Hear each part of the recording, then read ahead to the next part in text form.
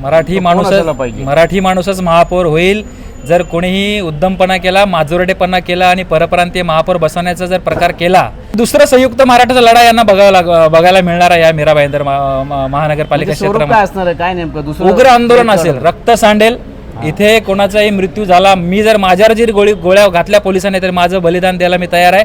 22 तारखेला महापौरची सोडत आहे, तर काय मागणी आहे, काय म्हणणार आपण? मीरा भाईंदर म्हणा, मुंबई महानगरपालिका म्हणा, त्या बाबतीत काय म्हणणं आहे? महापौरचं निवड कशी झाली पाहिजे? मराठी माणूसच महापौर होईल जर कोणीही उद्दमपणा केला, माजुरडेपणा केला आणि परप्रांतीय महापौर बसवण्याचा जर प्रकार केला तर मराठी एकीकरण समिती काय करू शकते हे शहरांनी बघितलेलं आहे. आणि या महानगरपालिकेच्या आवारामध्ये काय चित्र बघायला मिळेल याने सगळ्यांनी राजकारण्यांनी लक्ष ठेवा.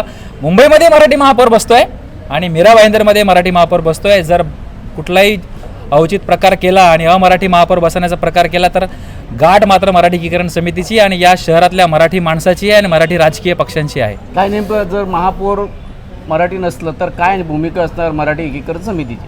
नाही, दुसरं संयुक्त मराठाचा लढा यांना बघायला मिळणार आहे या मीरा भाईंदर महानगरपालिका क्षेत्रामध्ये. असणार काय नेमकं दुसरं उग्र आंदोलन असेल, रक्त सांडेल, इथे कोणाचाही मृत्यू झाला, मी जर माझ्यावर जरी गोळ्या घातल्या पोलिसांनी तर माझं बलिदान द्यायला मी तयार आहे.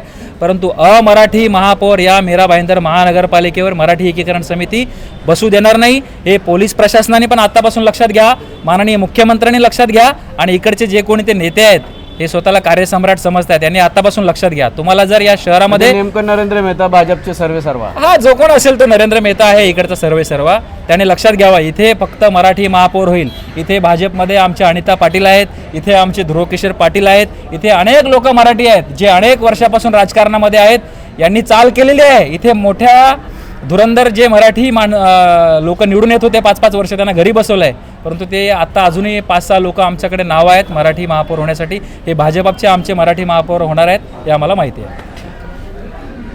तर हे होते मराठी एकीकरण समितीचे अध्यक्ष गोवर्धन देशमुख. त्यांनी मीरा भाईंदरसाठी नॉन मराठी अजिबात चालणार नाही, रक्त सांडू वेळ पडलंच तर इथपर्यंत त्यांनी सांगितलेलं. प्रशासन आणि आमदार नरेंद्र मेहता यांना पण सांगितलं, स्पष्टपणे सांगितलं की महापौर मराठीच असावा.